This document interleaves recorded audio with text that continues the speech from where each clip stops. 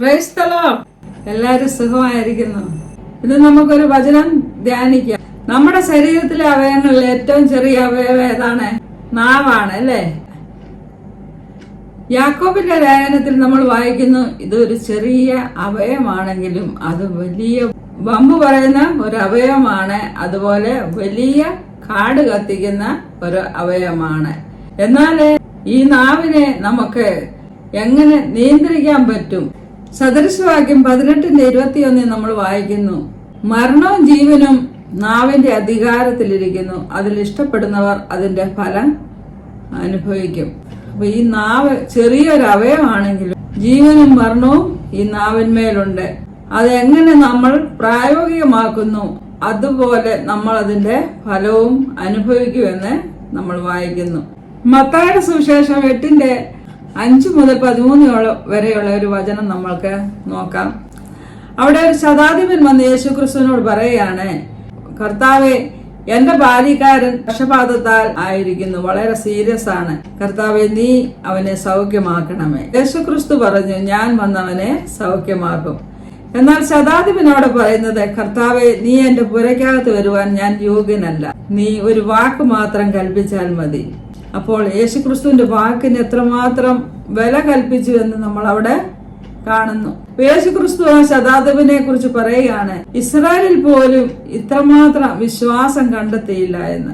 യേശുക്രിസ്തുവിന്റെ വാക്കിന്റെ ശക്തി കണ്ടോ? അതുപോലെയാണ് പ്രിയപ്പെട്ടവരെ, യേശുക്രിസ്തുവിന്റെ മക്കളാണ് നമ്മള്. 1 പത്രോസ് 2:9 നമ്മൾ വായിക്കുന്നത്, നിങ്ങളോ അന്ധകാരത്തിൽ നിന്ന് അത്ഭുത പ്രകാശങ്ങളിലേക്ക് വിളിച്ചവന്റെ സൽഗുണങ്ങളെ ഘോഷിപ്പാൻ തക്കോണം തിരഞ്ഞെടുക്കപ്പെട്ട ജാതിയും രാജകീയ പുരോഹിത വർഗവും വിശുദ്ധ വംശവും സ്വന്തം ജനവുമാകുന്നു. അപ്പോൾ നമ്മുടെ തെരഞ്ഞെടുപ്പ് എങ്ങനെയാണ്? നമ്മളെ രാജകീയ പുരോഹിത വർഗമായി, സ്വന്തം ജനമായി, വിശുദ്ധ വംശമായി നമ്മളെ തെരഞ്ഞെടുത്തിരിക്കുകയാണ്. ദൈവം നമുക്ക് തന്ന പദവിയെ നമ്മളൊന്ന് മനസ്സിലാക്കിക്കേ. യോഹന്നാന്റെ സുവിശേഷം 1:12 നമ്മൾ വായിക്കുന്നു, അവനെ കൈക്കൊണ്ട് അവന്റെ നാമത്തിൽ വിശ്വസിക്കുന്ന ഏവർക്കും ദൈവമക്കളാകുവാൻ അധികാരം കൊടുത്തിരിക്കുന്നു. അപ്പോൾ ദൈവത്തിന്റെ ഒരു മക്കളായിട്ട് നമ്മളെ തിരഞ്ഞെടുത്തിരിക്കുകയാണ്, നമുക്ക് അധികാരം തന്നിരിക്കുകയാണ്. ഗലാത്യ ലേഖനം 4:7 നമ്മൾ വായിക്കുന്നു, ആകയാൽ നീ ഇനിയും ദാസനല്ല പുത്രനത്രേ, പുത്രനെങ്കിൽ ദൈവത്താൽ അവകാശികളുമാവുന്നു. റോമാലേഖനം 8:17 പറയുന്നു, നമ്മൾ മക്കളെങ്കിൽ അവകാശികളാവുന്നു, ദൈവത്തിന്റെ അവകാശികളും ക്രിസ്തുവിന്റെ കൂട്ടവകാശികളുമാവുന്നു. അപ്പൊ നമ്മളുടെ തെരഞ്ഞെടുപ്പിനെ നമ്മൾ മനസ്സിലാക്കിക്കേ. നമ്മൾ ദൈവത്തിന്റെ പ്രിയ മക്കളാണ്. നമുക്ക് ദൈവം അധികാരം തന്നിട്ടുണ്ട്, അവകാശം തന്നിട്ടുണ്ട്. ദൈവത്തിന്റെ അവകാശികളും ക്രിസ്തുവിന്റെ കൂട്ടവകാശിയുമാണ്. അപ്പോൾ നമ്മളുടെ വായിൽ നിന്ന് പുറപ്പെടുന്ന ഓരോ വചനവും ഓരോ വാക്കുകളും അധികാരമുള്ളതാണ്. സദൃശവാക്യം 18:21 നമ്മൾ വായിച്ചത് എന്താണ്? ജീവനും മരണവും നമ്മുടെ നാവിന്മേലുണ്ട്. അപ്പോൾ നമ്മുടെ നാവ് നമ്മൾ എപ്രകാരം സൂക്ഷിക്കണം, എപ്രകാരം നമ്മൾ ഉപയോഗിക്കണം എന്നുള്ളതാണ് ഇവിടെ പ്രധാനമായിരിക്കുന്നത്. നാവ് ചെറിയ അവയവമാണ്, എന്നാൽ അതിന്റെ ശക്തി വലുതാണ്. കുതിരയെ നിയന്ത്രിക്കുന്നത് എങ്ങനെയാണ്? അതിന്റെ വായിലും മൂക്കിലും കൂടെ കടിഞ്ഞാണിട്ടാണ് അതിനെ നിയന്ത്രിക്കുന്നത്. അതുപോലെ വലിയൊരു കപ്പലിനെ നിയന്ത്രിക്കുന്നത് എങ്ങനെയാണ്? അതിന്റെ കപ്പിത്താന് ചുക്കാനിട്ടത് കൊണ്ടാണ്. അതുപോലെ നമ്മുടെ നാവിനെ നമുക്ക് നിയന്ത്രിക്കാൻ കഴിയും. നമ്മുടെ നാവിനെ നമുക്ക് എങ്ങനെ നിയന്ത്രിക്കാൻ കഴിയും എന്ന് നമുക്ക് നോക്കാം. നമ്മൾ രക്ഷിക്കപ്പെടുന്നതിന് മുമ്പ് നമ്മുടെ നാവിലെ പല തെറ്റായ വാക്കുകള്, ചീത്ത പറച്ചില് ഒക്കെ നമ്മുടെ സ്വഭാവത്തിലുള്ളതാണ്. എന്നാൽ രക്ഷിക്കപ്പെട്ടതിന് ശേഷവും നമ്മുടെ നാവിൽ നിന്ന് പലപ്പോഴും ഈ വാക്കുകൾ പിന്നെയും പിന്നെയും കടന്നു വരുന്നതായിട്ട് കാണാൻ കഴിയും. എന്നാൽ അതൊക്കെ നമ്മുടെ തെറ്റായ വാക്കുകള്, മറ്റുള്ളവരെ കുറ്റം പറയുന്ന വാക്കുകള്, അതിനെയൊക്കെ നമുക്ക് എങ്ങനെ നിയന്ത്രിക്കാൻ പറ്റും? നമ്മൾ ദൈവത്തോട് പ്രാർത്ഥിക്കണം. കർത്താവേ, എന്റെ വായിൽ നിന്ന് നിനക്ക് ഹിതമല്ലാത്ത വാക്കുകൾ കടന്നു വരുന്നു, അത് എന്റെ നാവിൽ നിന്ന് നീക്കണമേ. നമ്മൾ ദൈവവചനത്തിൽ വായിക്കുന്നുണ്ടല്ലോ, ഹൃദയം നിറഞ്ഞു കവിയുന്നാണ് വായിൽ പ്രസ്താവിക്കുന്നത്. അപ്പൊ ആ ഹൃദയത്തിൽ നമ്മൾ നല്ല വചനങ്ങളെ നിറയ്ക്കണം, ദൈവത്തോട് പ്രാർത്ഥിക്കണം. ഹൃദയത്തിൽ വചനം നിറഞ്ഞാലും ചില സമയത്ത് ദേഷ്യഭാവം വരുമ്പോൾ നമ്മുടെ ഹൃദയത്തിൽ നിന്ന് കഴിഞ്ഞ കാലങ്ങളിൽ നമ്മൾ പറഞ്ഞ വാക്കുകളൊക്കെ വരാൻ സാധ്യതയുണ്ട്. അപ്പോൾ ദൈവസന്നിധാനത്തിൽ ആ വാക്കുകളെ നമ്മൾ സമർപ്പിക്കണം. കർത്താവിനോട് പറയണം, കർത്താവെ, എൻ്റെ വായിൽ നിന്ന് ഇങ്ങനെയുള്ള വാക്കുകൾ വരാതിരിപ്പാൻ നീ സഹായിക്കണമേ എന്ന് പ്രാർത്ഥിക്കണം. പ്രാർത്ഥിക്കുമ്പോൾ പെട്ടെന്ന് അത് മാറാൻ സാധ്യത കുറവാണ്. അപ്പോഴെന്ത് ചെയ്യണം? നമ്മൾ ഒരു ദിവസം ആ വിഷയത്തിന് വേണ്ടി ഉപവസിച്ച് പ്രാർത്ഥിച്ച് വിടുതൽ പ്രാപിക്കണം. എഫേസ്യ ലേഖനം 4:29 പറയുന്നു, കേൾക്കുന്നവർക്ക് കൃപ ലഭിക്കേണ്ടതിന് ആത്മീയ വർധനയ്ക്ക് മാത്രം ഉതകുന്ന നല്ല വാക്ക് പറയുക. നാവിനെ കുറിച്ച് നമ്മൾ കേട്ടല്ലോ. നമ്മുടെ നാവിൽ നിന്ന് വരുന്ന ഒരു വാക്ക് ഒരു മനുഷ്യനെ ഉയർത്താനും ഒരു മനുഷ്യനെ തകർക്കാനും കഴിയും. മറ്റുള്ളവർക്ക് ജീവൻ നൽകുവാൻ തക്കോണമുള്ള വാക്കുകൾ പറയേണ്ടതിന് നമ്മുടെ വാക്കുകളെ നമുക്ക് ദൈവസന്നിധാനത്തിൽ സമർപ്പിക്കാം. മറ്റുള്ളവരെ പ്രോത്സാഹിപ്പിക്കുവാൻ നമ്മുടെ നാവ് കൊണ്ട് കഴിയട്ടെ. ഒരു സ്നേഹത്തിന്റെ വാക്കുകൾ പറയുമ്പോൾ അവർക്ക് എത്രമാത്രം ഉത്തേജനം ലഭിക്കുന്നു. അവരുടെ ജീവിതത്തിൽ അവർക്ക് മുന്നോട്ട് പോകുവാനുള്ള ഒരു പ്രോത്സാഹനമായിരിക്കും. അതുപോലെ വിശ്വാസം നിറഞ്ഞ വാക്കുകൾ പറയുക. ഒരു കിടക്കയിൽ കിടക്കുന്ന രോഗിയായി കിടക്കുന്ന ഒരു വ്യക്തിയോ നമ്മൾ ചെന്ന് കാണുമ്പോൾ വിശ്വാസം നിറഞ്ഞ വാക്കുകൾ പറയുമ്പോൾ ആ രോഗി അറിയാതെ തന്നെ സൗഖ്യം പ്രാപിക്കുവാനിടയാകും. ദൈവത്തിന്റെ വചനത്തിൽ ജീവനുണ്ടല്ലോ. നമ്മൾ യോഹന്നാന്റെ സുവിശേഷത്തിൽ വായിക്കുന്നു, അവനിൽ ജീവൻ ഉണ്ടായിരുന്നു, ആ ജീവൻ മനുഷ്യരുടെ വെളിച്ചമായിരുന്നു. നമ്മുടെ വായിൽ നിന്ന് വരുന്ന വാക്കുകളിലും ആ ജീവൻ പ്രവഹിക്കട്ടെ എന്ന് ഞാൻ ആഗ്രഹിക്കുന്നു. നമ്മുടെ നാവ് കൊണ്ട് നമ്മൾ കള്ളം പറയാതിരിക്കുക, പരദൂഷണം പറയാതിരിക്കുക, ശാപവാക്കുകൾ പറയാതിരിക്കുക, കോപം വരുത്തുന്ന വാക്കുകളെ പറയാതിരിക്കുക, നിരുത്സാഹപ്പെടുത്തുന്ന വാക്കുകളെ പറയാതിരിക്കുക, മറ്റുള്ളവരെ മുറിപ്പെടുത്തുന്ന വാക്കുകൾ ഒരിക്കലും പറയാതിരിക്കുക. നമ്മൾ പറയുന്ന ഒരു വാക്ക് മറ്റുള്ളവരുടെ ഹൃദയത്തെ മുറിപ്പെടുത്തും. അത് വർഷങ്ങളോളം ആ മുറിവ് ഉണങ്ങാതിരിക്കുന്നതായിട്ട് കാണാം. അവർക്ക് ക്ഷമിപ്പാൻ കഴിയത്തില്ല. അതുപോലെ പോസിറ്റീവായിട്ടുള്ള വാക്കുകളെ പറയുക. നിങ്ങളോട് പറയാം, പ്രിയമുള്ളവരെ, എൻ്റെ ഒരു അനുഭവം ഞാൻ പറയാം. ഞങ്ങളുടെ വീടിന്റെ മുന്നിൽ കരിയാപ്പ നിപ്പുണ്ട്. കരിയാപ്പ ചെറിയ കരിയാപ്പയാണ്.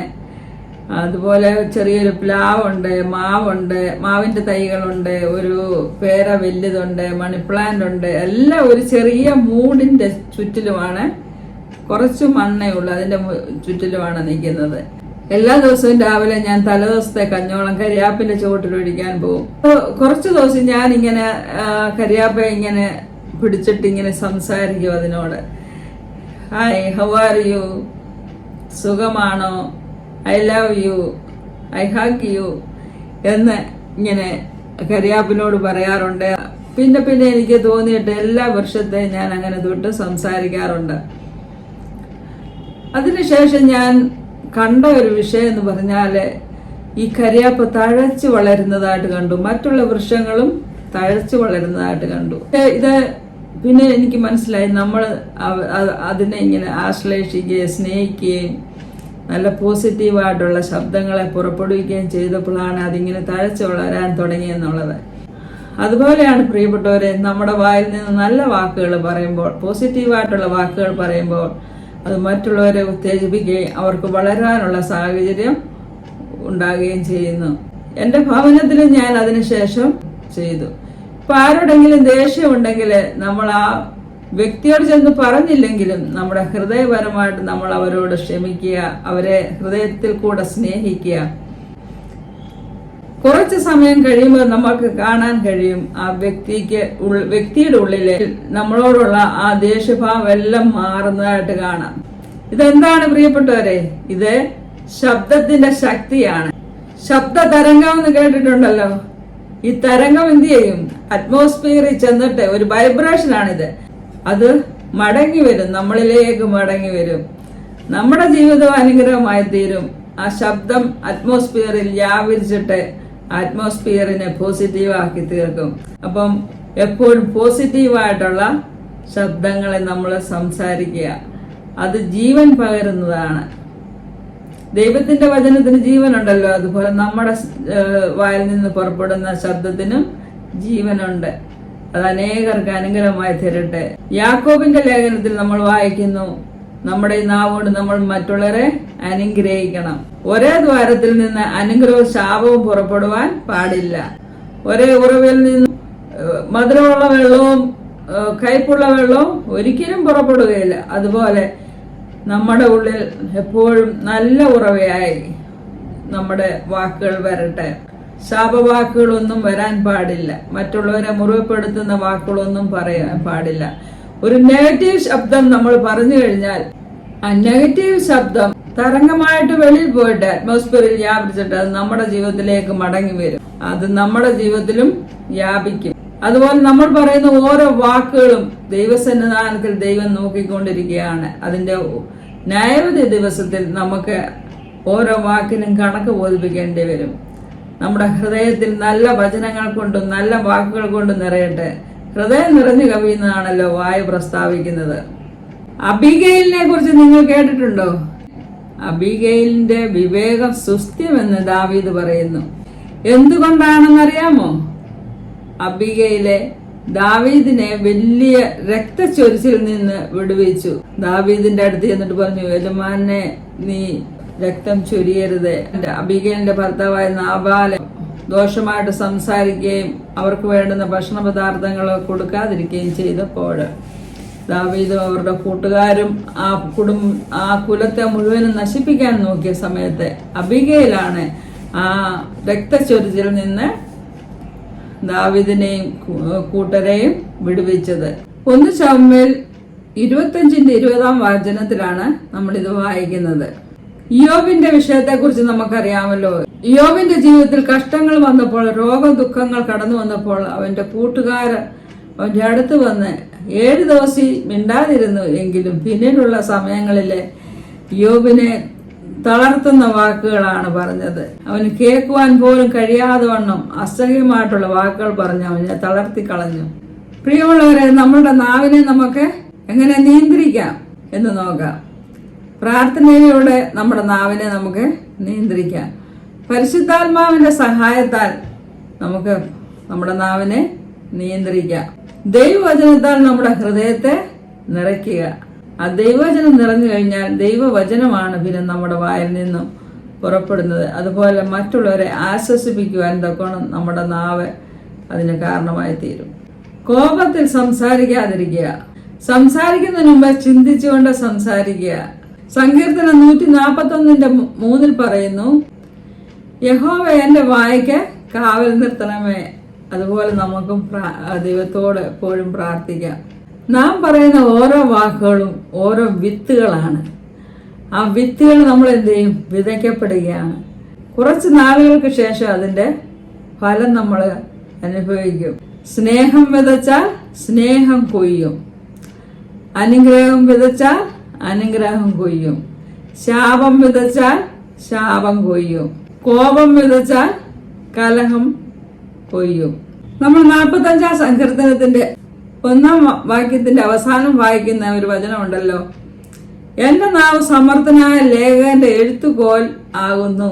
നമ്മുടെ നാവ് എങ്ങനെയായിരിക്കണം? സമർത്ഥനായ ലേഖകന്റെ എഴുത്തുകോലായിരിക്കുക എന്ന് പറഞ്ഞാൽ അതിന്റെ ആദ്യത്തെ ഭാഗം നമ്മൾ വായിക്കുമ്പോൾ, എന്റെ ഹൃദയ ശുഭവചനത്താൽ കവിയുന്നു, എന്റെ ഹൃദി രാജാവിന് വേണ്ടിയുള്ളത്. നമ്മുടെ ഹൃദയത്തിൽ നിന്ന് ശുഭവചനങ്ങളെ കവിയുമ്പോൾ അത് നമ്മുടെ രാജാതിരാജാവായ യേശുക്രിസ്തുവിന് വേണ്ടി എഴുതുന്ന കൃതിയായിട്ട് നമുക്ക് എഴുതുവാൻ കഴിയും. എൻ്റെ നാവ് ലേഖകന്റെ എഴുത്തുകോലാകുന്നു. നമ്മളെ ഓരോരുത്തരെ കുറിച്ച് ദൈവം ആഗ്രഹിക്കുന്നത് ഇങ്ങനെയാണ്. നമ്മുടെ നാവ് കർത്താവിന് വേണ്ടി എഴുതുന്ന എഴുത്തുകോലായിരിക്കണം. നമ്മൾ ഡയറി എഴുതണം. അതുപോലെ ദൈവവചനം എഴുതുക. ദൈവവചനം മറ്റുള്ളവർക്ക് നമ്മുടെ നാവ് കൊണ്ട് പറയുക. അത് ഒരു എഴുത്തുകോലാണ്.